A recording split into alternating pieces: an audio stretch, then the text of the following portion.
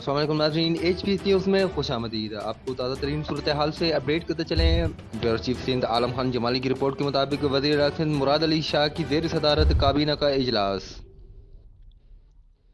इजलास में तमाम सूबाई वज़रा, मुशीर, स्पेशल असिस्टेंट चीफ सेक्रेटरी और मुतलका सेक्रेटरी शरीक।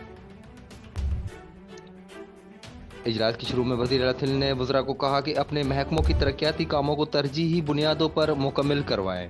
वज़ीर तवानाई इम्तियाज़ शेख ने लोड शेडिंग के मसले पर गुफ्तगू की। इम्तियाज़ शेख ने कहा कि बेशतर देही इलाकों में ट्रांसफार्मर जल जाते हैं, कई दिन तक वो ट्रांसफार्मर मरम्मत नहीं होते। उस सूरत हाल में लोग इंतहाई तकलीफ दे ज़िंदगी गुजारते हैं। वज़ीर आला सिंध ने ट्रांसफार्मर के जलने का मामला वापडा अथॉरिटीज़ के साथ बात करने की हिदायत दी। लोड शेडिंग के मसले के मुतालिक कंपनी के साथ उठाए जाएंगे। वज़ीर आला सिंध इजलास में तरक्याती कामों पर महकमा तवानाई, लोकल गवर्नमेंट और वज़ीर आपसी ने ब्रीफिंग दी। मज़ीद तफसीलात के लिए देखते रहें HPSnews.tv।